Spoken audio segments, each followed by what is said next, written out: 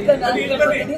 ಈ ಫಿಲಮ್ ನೋಡಿದ್ರೆ ನಾನು ಇದು ಫಸ್ಟ್ ಕೃತಜ್ಞತೆ ನಾನು ಅವ್ರಿಗೆ ಹೇಳ್ತೀನಿ. ಸೂಪರ್ ಆಗಿದೆ. ಮಕ್ಕಳು ಪ್ರತಿಯೊಂದು ಮಕ್ಕಳನ್ನ ನೋಡ್ಬೇಕು, ಖಂಡಿತ ನೋಡ್ಬೇಕು.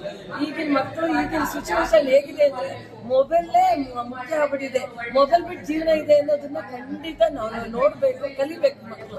Thank you once again thank you. ತುಂಬಾನೇ ಚೆನ್ನಾಗಿ ಇಂಥ ಪಿಕ್ಚರ್ ನಾವು ನೋಡೇ ಇಲ್ಲ. ತುಂಬಾ ಖುಷಿ ಆಯ್ತು. ರಿಯಲ್ ಲೈಫ್ ಹೆಂಗಿದೆ ಹಂಗೆ ತೋರಿಸ್ತಾ ಇದ್ರೆ ಚೆನ್ನಾಗಿ ಮಾಡಿದೆ.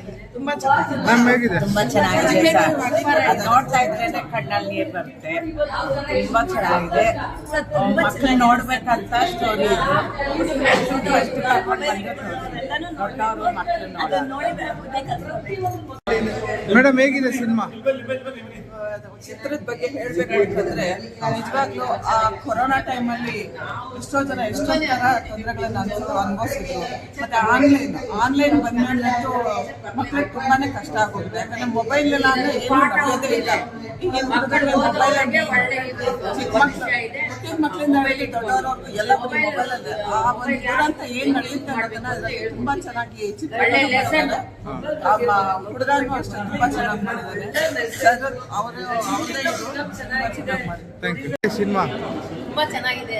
ಮಕ್ಕಳಿಗೆ ಹೆಂಗ್ ಮಾಡ್ಬೇಕು ಮೊಬೈಲ್ ಇಂದ ಅಂತ ಇದು ಮಾಡೋರು. ಮೊಬೈಲ್ ಇಂದ ಒಳ್ಳೇದು ಆಗುತ್ತೆ, ಕೆಟ್ಟದ್ದು ಇದೆ.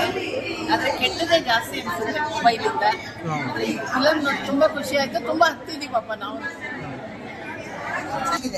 ಏನ್ ಇಷ್ಟ ಆಗಿದೆ? ಆದ್ರೆ ಮಕ್ಕಳಿಗೆ ಯಾವ ತರ ಮೊಬೈಲ್ ಕೊಟ್ರೆ ಏನು ತೊಂದರೆ ಆಗುತ್ತೆ ಅನ್ನೋದು ತೋರಿಸಿದ್ದಾರೆ. ಅದನ್ನ ಇನ್ನ ಸ್ವಲ್ಪ ಹೈಲೈಟ್ ಮಾಡಿ ತೆಗಿಬೇಕಾದ್ರು. ಮ್ಯಾಮ್ ಹೇಗಿದೆ ಸಿನಿಮಾ? ಸರ್ ಹೇಗಿದೆ? ಇಷ್ಟ ಆಯ್ತು ಸರ್. ಹೇಗಿದೆ ಸಿನಿಮಾ ಮ್ಯಾಮ್? ಹೇಗಿದೆ? ಇಷ್ಟ ಆಯ್ತಾ?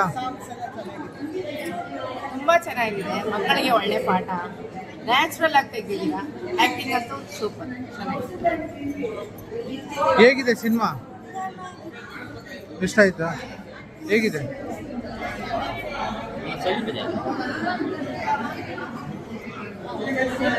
ಸಿನಿಮಾ? ಇಷ್ಟ ಆಯ್ತಾ ಮ್ಯಾಮ್? ಹೇಗಿದೆ ಸಿನಿಮಾ? ತುಂಬಾ ಚೆನ್ನಾಗಿತ್ತು. ಏನು ಇಷ್ಟ ಆಯ್ತು ಸರ್? ಕನ್ನಡ ಮೂವಿನಲ್ಲಿ ಈ ತರ ಒಂದು ಕಾನ್ಸೆಪ್ಟ್ ತಗೊಂಡು ಮಾಡಿರೋದು ತುಂಬಾ ಚೆನ್ನಾಗಿ. ಏನು ಇಷ್ಟ ಆಯ್ತು ಸರ್? ಏನ್ ಆಕ್ಟ್ ಮಾಡ್ತಾರೆ ಎಲ್ಲ ಇಷ್ಟ ಆಯ್ತು.